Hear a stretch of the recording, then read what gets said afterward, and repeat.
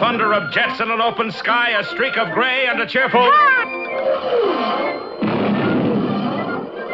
A loop, a whirl, and a vertical climb, and once again you'll know it's time for the adventures of Rocky and Bullwinkle and friends.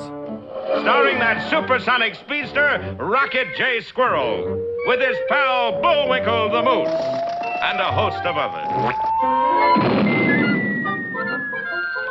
Hurry, Bullwinkle! The show's about to start! I'm coming as fast as I can. Wave to the people! Yay! Now what are you doing? Signing autographs. Let's see. John Smith. But your name is Bullwinkle. I know, but that's hard to spell.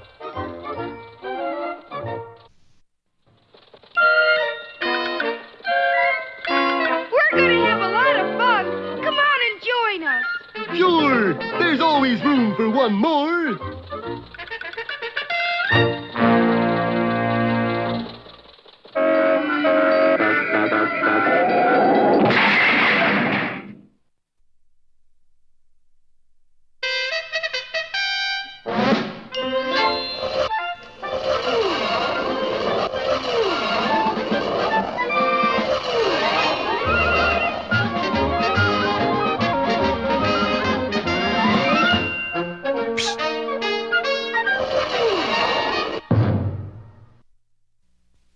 Well, Rocky and Bullwinkle's attempts to find a rocket fuel to take them to the moon has certainly raised a fuss, especially on the moon itself.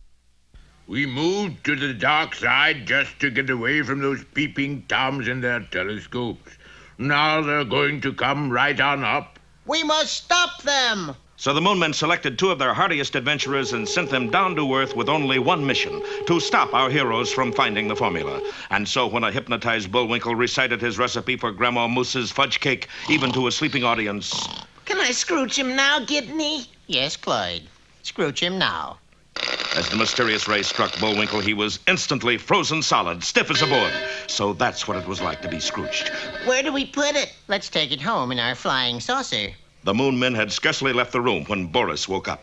Go on. I didn't miss a word. Where did he go? Oh, there he went. Hey, you, come back with my moose. But he knows the formula. We gotta take him along. Don't be foolish. You missed the brains of the outfit. The brains? Who's that? The squirrel. He knows the formula, too. He does? Do I look like a liar? Don't answer. You go get him. I'll mind your moose for you. The Moonmen dashed back to where Rocky and Natasha were still dozing. All right, everybody up. Ooh, it's all right, lady. They're just plain ordinary moonmen. Which one of you is the brains? I am. Because if you are, we're gonna scrooch you. She is. Which one is the squirrel? That's me. Where's Bullwinkle? We're taking him with us. You too. Come on. Bye-bye, darling. Have a nice trip. It looked bad, but Rocky's nimblewits were hard at work. Okay, we'll go, but it does seem a shame to miss the party. Party? Sure. The government always throws a big party for visiting spacemen. With paper hats? And noisemakers? Yup. Well, maybe we could wait a little while. Of course, we need our entertainment, Chairman. Who's he? My pal, Bullwinkle. Oh, that's easy. We left him right... He's gone. Sure enough, the wily Boris had stolen Bullwinkle and was at that moment heading for a lonely house high on a hill. He can't go far. That moose was scrooched. Scrooched? How long did you scrooch him for, Cloyd? The dial said 8. 8 what? I don't know. It's either 8 hours or 8 years. Well, Bullwinkle was still frozen solid and Boris couldn't loosen him up. Then exactly 8 hours later... Ooh. You're conscious. No, I'm Bullwinkle. Where am I? This is your new laboratory. I am your new assistant. Shall we get to work? Well, let's see. I guess so. 2 cups of flour, 1 teaspoon salt. You taking all this down? Yes. Could you speak a little louder? I'm rather hard of hearing. Oh, certainly. Testing. 1, 2, 3. Little did Bullwinkle know that Boris's hearing aid was in reality a powerful shortwave transmitter, and that every word he uttered was instantly heard in another country far away by a band of sinister spies. Don't fail to see our next episode, Monitored Moose or the Carbon Copycats.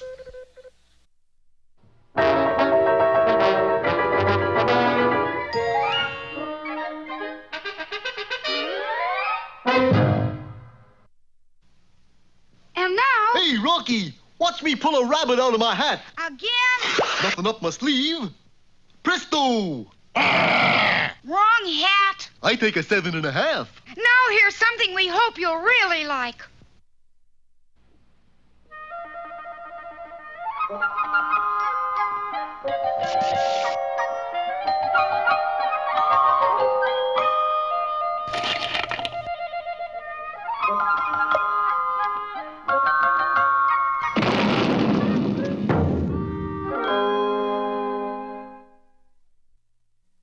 Once upon a time, there was a shabby little fisherman. Shabby, but neat. He lived with his shabby but neat wife on a shabby but neat houseboat in the bay. Every morning, the fisherman kissed his wife goodbye and set out for the sea. One morning, when he was fishing near some odd-looking rocks, he felt a furious tugging on his net. When he pulled it in, he could hardly believe his eyes. He had caught a mermaid, an honest-to-goodness live mermaid. Oh, joy. What's so funny, fisherman? Young lady, you're going to make my fortune. People will pay anything to see a real live mermaid. But if you take me away from the sea, I'll die of a broken heart. Are you sure? It's the usual thing. Oh, dear, that would never do. And the fisherman cut his net and freed the mermaid. Fisherman? What's the matter? You catch your fins in the net? No, I've come to repay your kindness. Oh, that's all right. I promise to grant you any wish you may ask of me. Well, I sure do wish this net was mended. I'll do more than that. Hey! And suddenly, the fisherman was holding a beautiful brand-new net. It's true. Oh, wait till I tell Honey Bun. That night, the fisherman told his wife all that had happened. Why, I can hardly believe it. Say, Turtle Dove, why don't you ask for something? Oh, I don't know. Go on. Well, I could use a new apron. And so, the next day, at the rocks... Mermaid, mermaid in the sea, will you grant a wish to me? Little poem I just made up. What is your wish? Well, my wife would like a new apron. I'll do more than that. Go, she has her wish. When the fisherman arrived home, there stood his wife in a golden gown sprinkled with diamonds. Oh, it's everything I've ever wanted. But the next day, the fisherman noticed that his wife seemed moody and discontented. I feel so silly dressing up in a golden gown to do dishes in a houseboat. It's a nice houseboat, It's shabby. but neat. I don't care. You must ask the mermaid for a better boat. I don't think... But I do. Ask her for a boat. A big boat. So the fisherman returned to the rocks and requested a bigger boat for his wife. I'll do more than that. Go, she has her wish. When the fisherman returned home, he couldn't believe his eyes. In place of the houseboat rode an enormous yacht with diamond-studded smokestacks, ruby-encrusted portholes, a sterling silver anchor chain, and on the bow, a twice life-size figurehead of his wife. Well, she ought to be happy now. Milady instructs me to dress you for dinner. But I'm already dressed. This way, sir. Oh, isn't this just delightful? You're as rich as a queen. But if I can be as rich as a queen, why can't I be a queen? Oh, come on now. Go ask the mermaid. But I can't. Of course you can. Jeeves. Yes, milady. And the fisherman suddenly found himself on his way.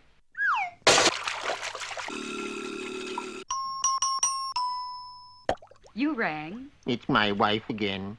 She wants to be a queen. A queen? Silly, isn't it? I'll do more than that. Go, she has her wish. Well, this time, when the fisherman returned, the yacht was gone, and in its place was a solid gold royal barge. On the shore, he could see a fabulous palace.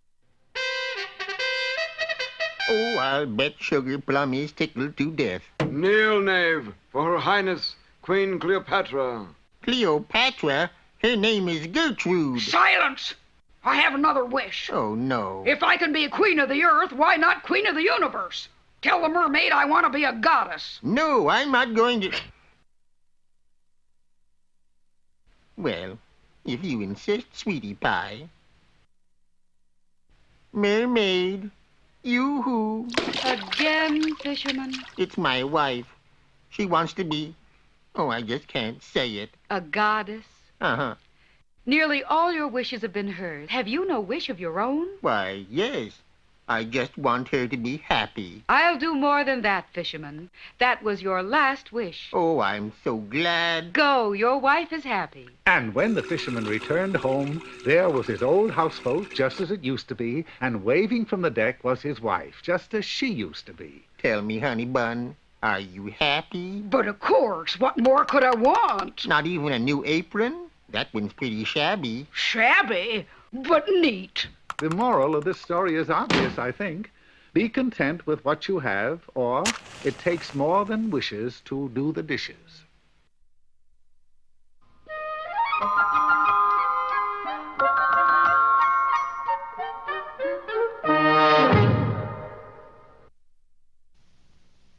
Today's lesson is mighty important, remember? Bullwinkle is a... Not that lesson. This lesson.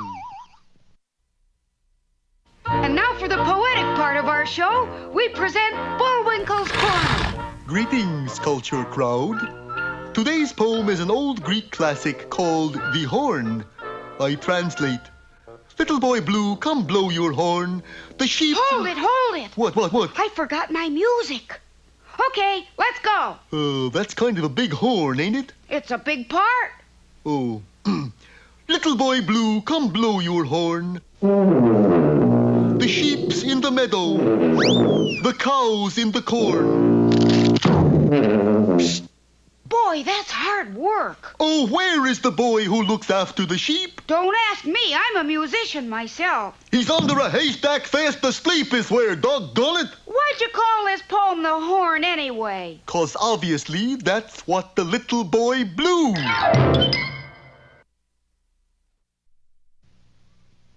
And now it's time... Time for that jolly juggler, Bullwinkle. Oh, dear. 3 at once.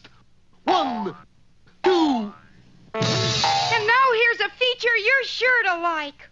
3.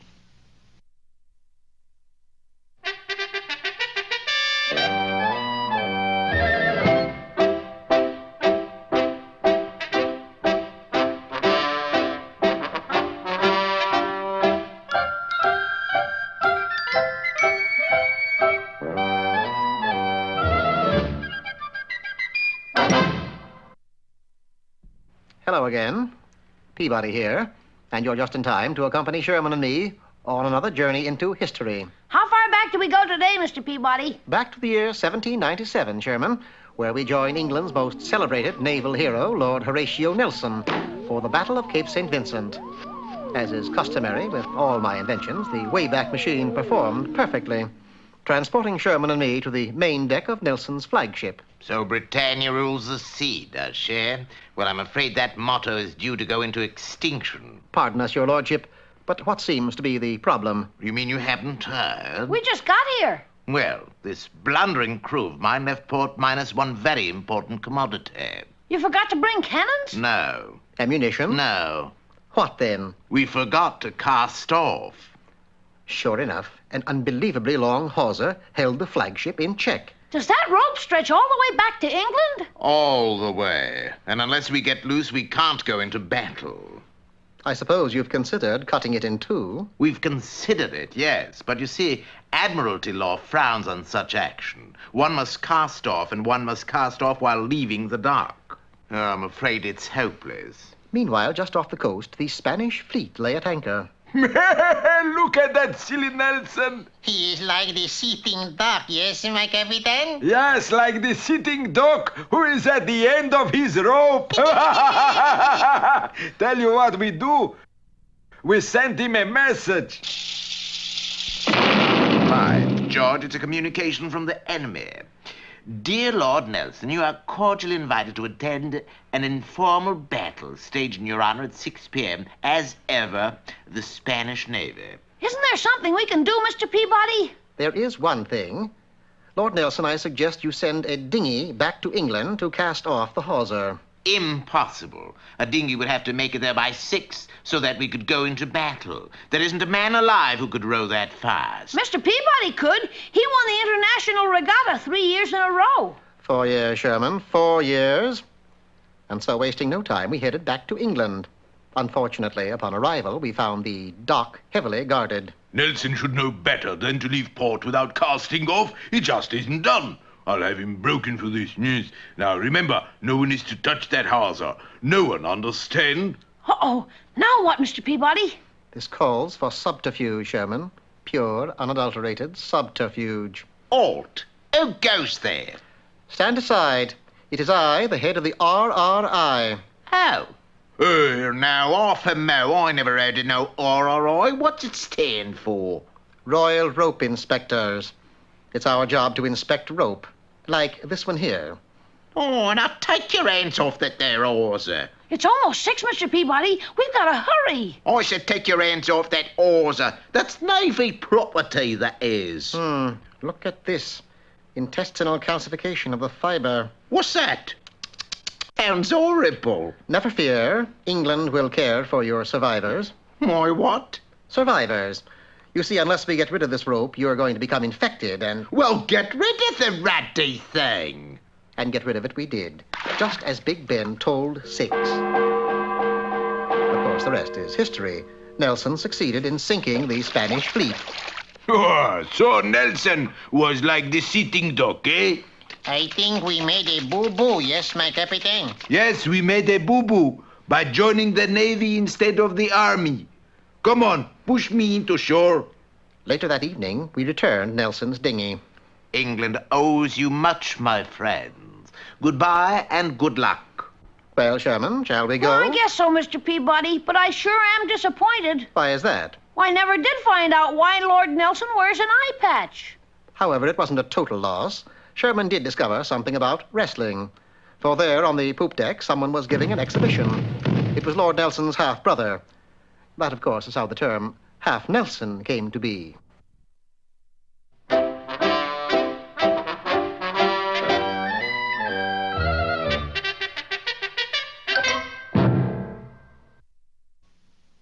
Look, Bullwinkle, a message in a bottle. Fan mail from some flounder? No, this is what I really call a message.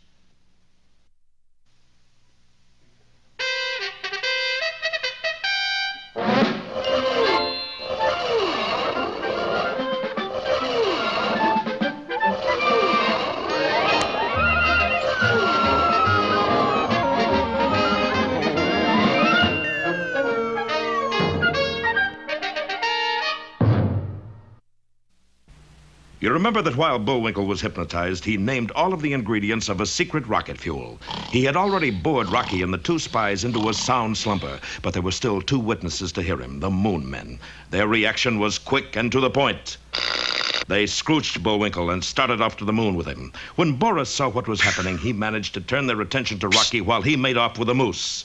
When Bullwinkle recovered, he was in a new laboratory with a new assistant who looked remarkably like Boris Badenov and who wore a hearing aid that broadcast directly to a nest of spies in a foreign country. Not only that, but the spies had a laboratory set up to duplicate Bullwinkle's every move. You're receiving, Hockey? Okay. Turn on speaker. Let's see now. 2 cups of flour. Got that? Got it. A pound of kumquats. Got it? Right, Chief. Shh. Listen. And now a hatful of vanilla to give it character. You sure this is chemical experiment? Well, sure, why? Sounds more like girls' cooking class. Uh-oh, he's a smart one. Well, Bullwinkle, what do you do now? Bullwinkle was a mite embarrassed by not knowing the scientific names of anything until he spotted a chemistry dictionary on a shelf. Quickly, he opened it. Well, how's this now? 3 ounces of methylene bromide and a cube of diphenylphosphate. That's better. You getting all this? And now a dozen benzochlorines. Benzochlorines? But... Quiet. Do as he says. Now we'll just pop it into a hot oven for about an hour. Pop it into... No, not that! We must follow his directions exactly. Pop it in. So, obeying Bullwinkle's instructions, the spies put their mixture into the oven. As a result, their laboratory instantly disappeared, while the only result in Bullwinkle's lab was... Oh, darn. Just another mess of chocolate pandowdy. Hello, you receiving me? Hello, fearless leader. Funny they don't answer. But while Bullwinkle didn't think much of his latest effort, it was doing him a lot of good, for its fragrant aroma drifted out of the window and down the hill and eventually reached the sensitive nose of his best friend. Hey, smell that? Smell what? That delicious aroma. I don't smell anything. Cloyd, we don't have noses. Oh, I forgot for a minute. But I do, and I'm going to follow it right to Bullwinkle. And so over every obstacle, Rocky followed the smell of Bullwinkle's chocolate pandowdy. It took him right to the house on the hill, but he didn't approach unobserved. Curses, is that nosy squirrel? I must work fast. And Boris did work fast, for when Rocky reached the house... Gee whiz, looks like I was expected. Do not turn back. Go on instead. Your friend the moose is just ahead. Boris shave. 10 feet to moose. Too far. Go back 5 feet. Stand here. Pull rope. But when Rocky pulled the rope, a trap door opened under him and the plucky squirrel dropped from sight. See? It pays to advertise. Don't miss our next episode, Rocky's Dilemma, or A Squirrel in a Stew.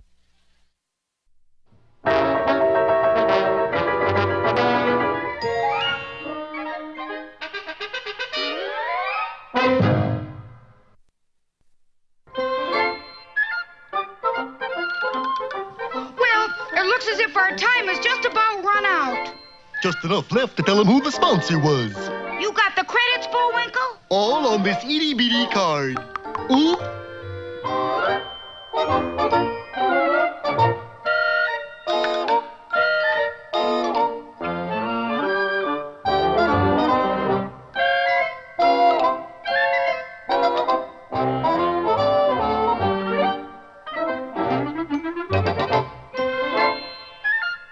We're late again, Bullwinkle. Right.